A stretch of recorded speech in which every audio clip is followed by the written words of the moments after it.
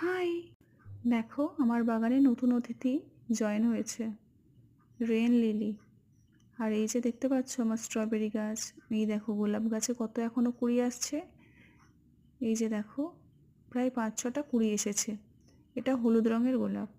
আর এই যে দেখো আমার সুন্দরী, এই যে কি সুন্দর!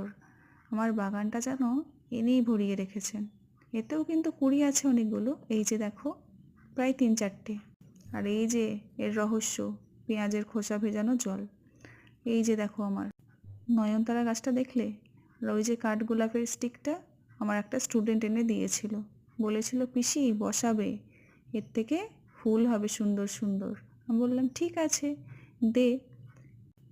শুধু তাই না, সে আবার আবদার করে বসেছে তোমার করবী গাছের একটা ডাল আমাকে দিতে হবে।